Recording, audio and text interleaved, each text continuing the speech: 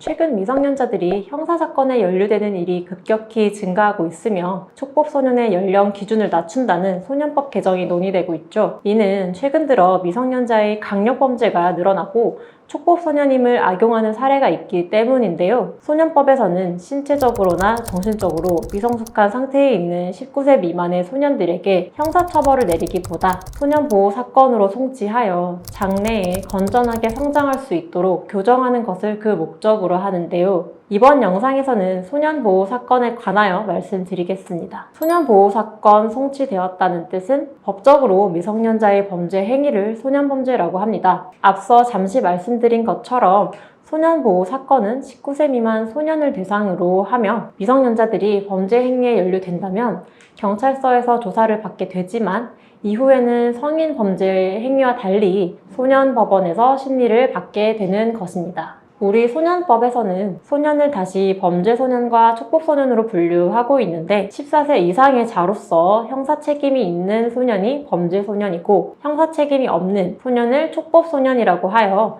현재 10세 이상, 14세 미만의 자를 지칭합니다. 이 촉법소년들의 경우에는 경찰 조사 이후 곧바로 소년보호사건으로 송치되나 범죄소년의 경우에는 경찰 조사 이후 사건이 검찰로 넘어가게 되고 검사는 이 소년을 정식 형사재판을 받게 할 것인지 소년보호사건으로 처리할 것인지를 결정해서 소년법원으로 보낼 사안이라면 소년보호사건으로 송치하게 됩니다. 만약 검사가 소년보호사건이 아닌 정식 검찰 단계를 거쳐 형사재판을 받게 한다면 일반 성인과 같이 형사처벌 내용이 정과로 기록되는 것이죠. 소년보호사건으로 송치되면 가정법원의 소년부나 지방법원의 소년부에서 심리를 통하여 보호처분이 내려지게 됩니다. 소년보호사건으로 송치됐다면 어떻게 대응해야 하나요? 미성년인 자녀가 형사사건에 연루되어 경찰의 조사를 받게 되었다든지 소년보호사건으로 송치됐다는 연락을 받았다며 상담을 요청하는 부모님들이 늘고 있습니다. 만약 이미 소년보호사건으로 송치된 경우라면 아이가 조사 과정을 원만히 끝낸 뒤 낮은 수준의 처분을 받도록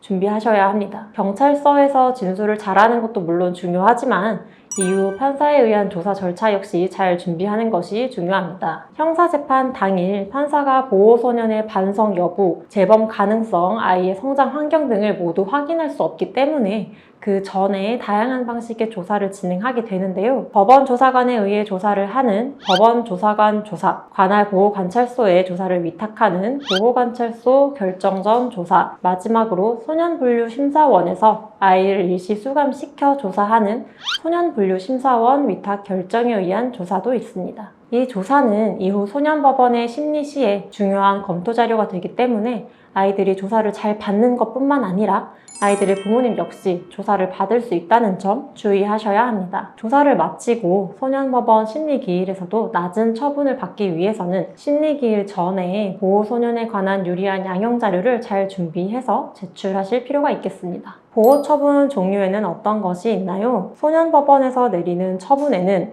불처분 외에 1호부터 10호까지의 처분이 있습니다. 1호에서 5호까지의 처분은 사회 내 처분이고 6호부터 10호까지의 처분은 이른바 수감형 처분으로서 이 처분을 받으면 소년보호시설이나 소년원 등에 수감이 됩니다. 판사는 심리기일에 보호소년의 사건을 검토하여 11개 처분 중 적절하다고 판단되는 처분을 내리게 되는데요. 실제로 판사가 이 아이들을 직접 대면하는 시간은 극히 짧기 때문에 그 전에 앞서 설명한 여러 방식의 조사를 진행하게 되고 이 조사 결과 등을 토대로 처분을 내리게 됩니다. 만약 아이가 이전에 소년보호 사건으로 처분받은 사실이 있다면 그 처분이 높아지거나 병합된 처분이 내려질 수 있으므로 재범 방지를 위한 노력을 기울이고 있음을 보호소년과 부모님 모두 보여주셔야 합니다. 조사는 어떻게 진행되나요? 앞서 설명드린 것처럼 소년법원의 심리 당일에 보호소년이 현재 진심으로 반성하고 있는지, 재범할 가능성이 없는지, 앞으로 아이가 적절한 가정교육을 받으며 개선의 여지가 있는지 등을 모두 판단하기 어렵기 때문에 그 전에 다양한 방식의 조사를 진행하게 됩니다. 소년보호 사건에 송치되고 난 이후에 일반적으로는 보호소년관, 부모님 모두 법원으로 출석하라는 통지서를 받거나 관할보호관찰소에 조사관이 조사한다는 연락을 받을 수 있습니다. 이 조사에서는 보호소년이 자신의 비행 사실을 반성하고 있는지, 얼마나 진심으로 반성하고 있는지, 보호소년의 성향은 어떤지,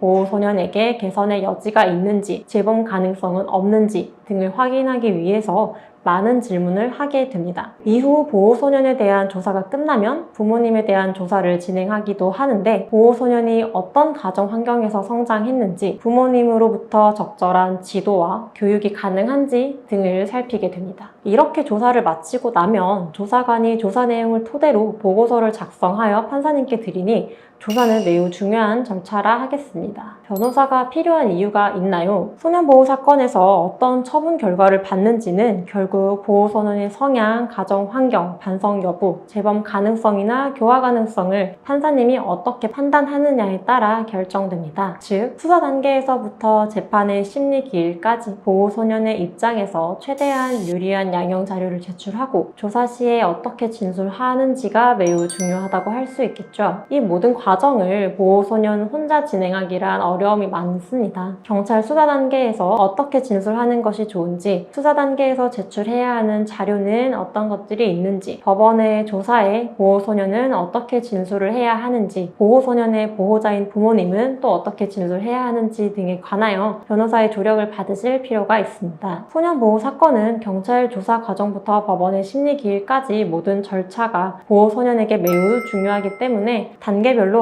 전문가인 변호사의 조력을 받아 차근차근 그 절차를 준비해 가실 것을 추천드립니다. 지금까지 소년보호 사건의 전체적인 과정에 관하여 설명드렸는데요. 일반적인 성인의 형사사건과 절차나 처분이 상이하여 일반적인 사람들에게는 더욱 생소하게 다가옵니다. 소년보호 사건의 처분이 아이들의 전과에는 남지 않으나 소년보호 사건으로 여러 번 법원의 심리를 받을 경우 상황에 따라서는 정식 형사재판에 회부될 수도 있다는 점을 명심하셔야 하며, 아이들의 처분을 최대한 낮출 수 있도록 처음부터 전문가인 변호사의 조력을 받으실 것을 추천드립니다.